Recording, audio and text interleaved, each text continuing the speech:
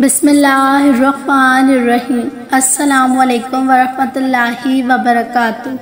5 اوقات جن میں آسمان کے دروازے کھولے جاتے ہیں۔ پہلا وقت ظہر سے پہلے۔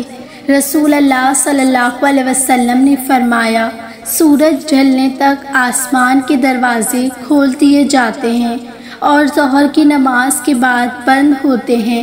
میں چاہتا ہوں اس وقت میری طرف سے کوئی بھلائی ہی اوپر جائے۔ دوسرا وقت، ہر اذان کے وقت رسول اللہ صلی اللہ علیہ وسلم نے فرمایا، جب نماز کے لیے بلایا جاتا ہے اذان کے وقت تو آسمان کے دروازے کھول دیے جاتے ہیں اور دعا بھی قبول کی جاتی ہے۔ تیسرا وقت، 2 نمازوں کے درمیان انتظار کرنے پر رسول اللہ صلی اللہ علیہ وسلم نے فرمایا، خوش ہو جاؤ کہ تمہارے رب نے آسمان کے دروازوں میں سے ایک دروازہ کھول دیا ہے، فرشتوں کے سامنے تم پر ناز کر رہا ہے اور کہہ رہا ہے، میرے بندوں کی طرف دیکھو، ایک فریضہ نماز ادا کرنے کے بعد دوسری کا انتظار کر رہے ہیں۔ چوتھا وقت، نصف رات کے وقت، رسول اللہ صلی اللہ علیہ وسلم نے فرمایا، آدھی رات کے وقت آسمان کے دروازے کھول دیے جاتے ہیں۔ پھر ایک منادی کرنے والا اعلان کرتا ہے کوئی دعا کرنے والا کہ اس کی دعا کو قبول کیا جائے، ہے کوئی سوال کرنے والا کہ وہ عطا کیا جائے، ہے کوئی مصیبت میں مبتلا جس سے مصیبت دور کی جائے۔ پھر کوئی مسلمان باقی نہیں رہتا جو دعا کرنے والا ہو، مگر یہ کہ اللہ تو اس کی دعا قبول کر لیتا ہے۔ 5واں وقت، نماز شروع کرنے سے پہلے یہ کلمات کہنے پر، اللہ اکبر کبیرا والحمدللہ کثیرا وسبحان اللہ بکرۃ اصیلا۔ ہم رسول اللہ صلی اللہ علیہ وسلم کے ساتھ نماز پڑھ رہے تھے۔ کسی قوم کے ایک آدمی نے کہا کہ اللہ اکبر کبیرا والحمدللہ کثیرا وسبحان اللہ بکرۃ اصیلا، تو رسول اللہ صلی اللہ علیہ وسلم نے فرمایا، یہ اور یہ کلمات کس نے کہی؟ اس قوم کے آدمی نے کہا، میں نے۔ اللہ کے رسول اللہ صلی اللہ علیہ وسلم نے فرمایا، مجھے ان پر تعجب ہوا، ان کلمات کے لیے آسمان کے دروازے کھول دیے گئے ہیں۔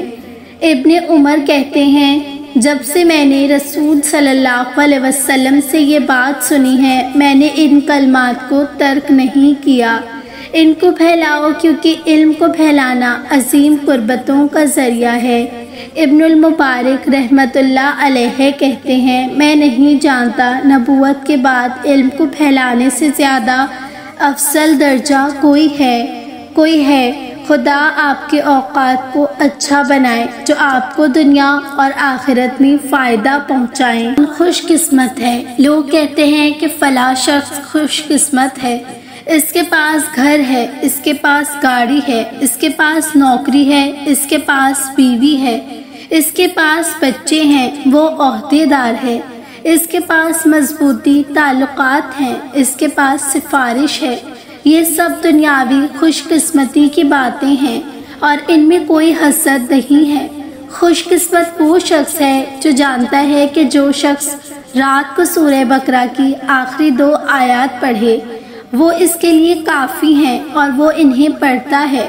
خوش قسمت وہ شخص ہے جو جانتا ہے کہ جو شخص ہر نماز کے بعد آیت الکرسی پڑھتا ہے، اسے جنت میں داخل ہونے سے صرف موت روک سکتی ہے اور وہ اسے پڑھتا ہے۔ خوش قسمت وہ شخص ہے جو جانتا ہے کہ جو شخص آیت الکرسی سونے سے پہلے پڑھتا ہے اس پر اللہ کی حفاظت رہتی ہے اور شیطان قریب نہیں آتا اور وہ اس سے پڑھتا ہے۔ خوش قسمت وہ شخص ہے جو جانتا ہے کہ سورہ اخلاص 3 مرتبہ پڑھنا پورے قرآن کی تلاوت کے برابر ہے اور وہ اسے پڑھتا ہے۔ خوش قسمت وہ شخص ہے جو جانتا ہے کہ جو شخص مومن مردوں اور مومن عورتوں کے لیے استغفار کرتا ہے، اللہ اس کے لیے ہر مومن اور مومنہ کے بدلے نیکی لکھتا ہے اور وہ ایسا کرتا ہے۔ خوش قسمت وہ شخص ہے جو جانتا ہے کہ کہ سبحان اللہ، الحمدللہ، لا الہ الا اللہ، واللہ اکبر، یہ تمام جملے دنیا کی ہر چیز سے بہتر ہیں جن پر سورج طلوع ہوا اور وہ انہیں کہتا ہے۔ خوش قسمت وہ شخص ہے جو جانتا ہے کہ لا الہ الا اللہ وحدہ لا شریک لہ، لہ الملک ولہ الحمد، یحیی ویمیت وہو علی کل شیء قدیر۔ یہ جملہ مغرب کی نماز کے بعد اور فجر کی نماز کے بعد 10 مرتبہ کہنا 4 غلام آزاد کرنے کے برابر ہے، اور وہ اسے کہتا ہے۔ خوش قسمت وہ شخص ہے جو جانتا ہے کہ جب اذان سنے تو اللہم رب ھذہ الدعوۃ التامہ والصلاۃ القائمہ آت محمدا الوسیلۃ والفضیلہ وابعثہ مقاما محمودا الذی کہے تو نبی اکرم صلی اللہ علیہ وسلم کی شفاعت اس کے لیے حلال ہو جاتی ہے، اور وہ اسے کہتا ہے کہ خوش قسمت وہ شخص ہے جو جانتا ہے کہ دن اور رات میں 24 گھنٹے ہوتے ہیں، اور وہ قرآن کا ایک پارہ پڑھ سکتا ہے جو تقریباً 20 منٹ لیتا ہے۔ خوش قسمت وہ شخص ہے جو جانتا ہے کہ وقت چاشت تقریباً 5 گھنٹے ہوتا ہے، اور وہ ان میں 2 رکعت نماز ضحیٰ پڑھ سکتا ہے جو تقریباً 5 منٹ لیتی ہے، اور اس کے جسم کے 360 اعضاء کے لیے صدقہ جاریہ ہے۔ خوش قسمت وہ شخص ہے جو جانتا ہے کہ سبحان اللہ وبحمدہ 100 مرتبہ کہتا ہے، اللہ اس کے گناہ معاف کر دیتا ہے اگرچہ وہ سمندر کی جھاگ کے برابر ہوں، اور وہ ایسا کہتا ہے کہ حقیقی خوش قسمت وہ شخص ہے جو جانتا ہے کہ نیکی کی طرف رہنمائی کرنے والا اس کے کرنے والے کی طرح ہوتا ہے، اور وہ لوگوں کو نیکی کی طرف بلاتا ہے۔ ہدایت کسے نصیب ہوتی ہے اور کب ہوتی ہے؟ ہدایت کوئی من چاہی چیز نہیں کہ کسی کو بھی مل جائے، اور نہ ایسی ہے کہ بس مانگتے رہو اور مل جائے۔ ہدایت اسے نصیب ہوتی ہے جو اپنی کم علمی کا اعتراف کرتے ہیں، جو اس بات کا اقرار کرتے ہیں کہ ہاں مجھے علم نہیں دین کا، میں دور ہوں، بھٹکا ہوا ہوں۔ جب آپ اپنے گناہوں پر سچی توبہ کرتے ہیں اور دوبارہ اس کو نہ کرنے کی سر توڑ کوشش کرتے ہیں، جب آپ دنیاوی آسائشیں میسر ہونے کے باوجود بھی اپنے نفس پر قابو پاتے ہوئے اللہ کو اپنا حقیقی اللہ مانتے ہیں، جب آپ قرآن کو بس ایک کتاب کی طرح نہیں بلکہ اللہ کا خود کی طرف بھیجا گیا ایک میسج، ایک ریمائنڈر سمجھ کر پڑھتے ہیں۔ قرآن اللہ کا انسان سے کلام ہے۔ جب آپ قرآن پر تدبر کرتے ہیں، جب اپنی ان سب باتوں کا اعتراف کرتے ہیں، آپ بغیر ہدایت مانگے بھی ہدایت والوں میں شامل ہوں گے باذن اللہ۔ ہمیشہ آج شرک کرنے والا ہدایت مانگتا ہے مگر اپنے علم کو غلط نہیں مانتا ہے اور نہ چھوڑتا ہے۔ اسی طرح بدعت پر عمل کرنے والے اور ان میں شامل ہونے والے بھی ہدایت مانگتے ہیں مگر محروم ہیں۔ اسی طرح پردے کو خدا کا حکم ماننے والے بھی ہدایت مانگتے ہیں مگر عمل نہیں بدلتے۔ صرف مانگنے سے کام نہیں چلایا جا سکتا ہے، اپنی چاہت بھی قربان کرنے کی ہمت کیجیے۔ اللہ کی خاطر اپنے نفس کو اس راہ پر جبرن چلانے کی کوشش کیجیے۔ گرتے ہیں آپ دوبارہ اٹھ کھڑے ہو جائیں، پھر سے کوشش کریں، کیونکہ اللہ نے اپنے بندوں کی صفات بیان کی ہیں۔ قرآن کریم میں اللہ فرماتے ہیں سورہ آل عمران، اور اللہ اور رسول کا حکم مانو تاکہ تم پر رحم کیا جائے، اور ایک دوسرے سے بڑھ کر دوڑو اپنے رب کی جانب سے بخشش کی طرف، اور اس جنت کی طرف جس کی چوڑائی آسمانوں اور زمین کے برابر ہے، ڈرنے والوں کے لیے تیار کی گئی ہیں۔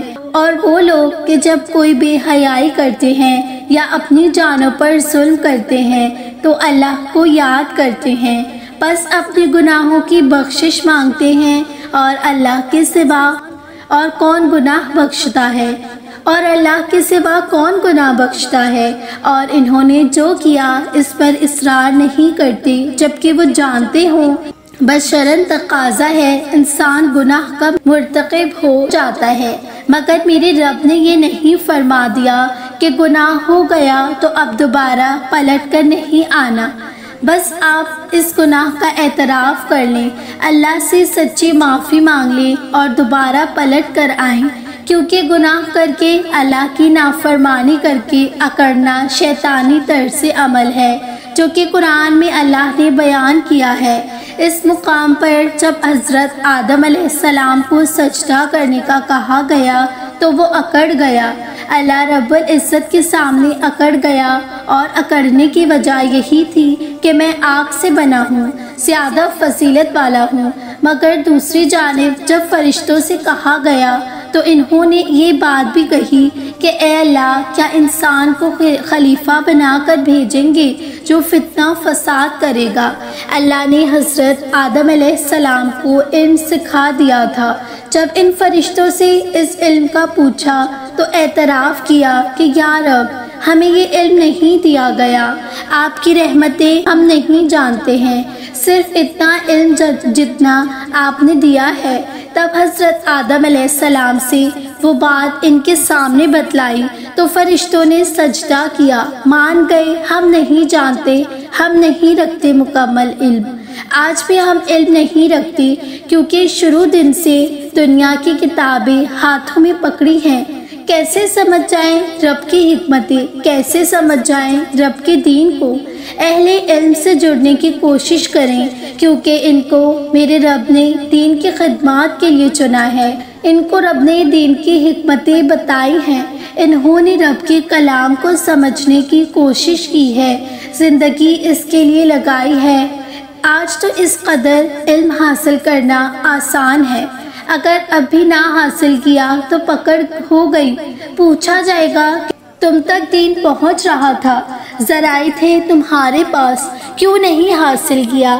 علم سے خود کو محروم نہیں رکھے، علم تو نور ہے، روشنی ہے، جہالت سے نکال کر روشنی کی طرف لاتا ہے۔ دین کا علم حاصل کریں اور اعتراف کریں اپنی کمی اور کوتاہیوں کا۔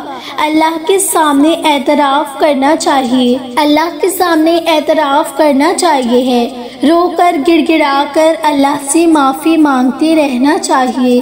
ہم زیادہ تر اسی چیز کو ہی نظر انداز کرتے ہیں، نماز میں توجہ نہیں ہوتی، اس میں بھی ہم سورہ فاتحہ میں ہدایت کی دعا کرتے ہیں، اہدنا الصراط المستقیم، آج تک ملی کیوں نہیں؟ ملی ہدایت کیونکہ اعتراف جرم نہیں کرتے۔ اللہ ہم سب کو اپنی اعمال پر نظر ثانی کی توفیق عطا فرمائے۔ ناظرین، امید ہے آپ کو آج کی ویڈیو اچھی لگی ہوگی۔ اگر اچھی لگی ہے تو اسے شیئر ضرور کیجیے گا، میرے چینل کو بھی سبسکرائب کر دیجیے اور برابر میں دیے گئے بیل بٹن کو بھی پریس کر دیجیے تاکہ میری ہر نئی آنے والی ویڈیو کا نوٹیفیکیشن آپ تک جلد پہنچے۔ جزاک اللہ خیر۔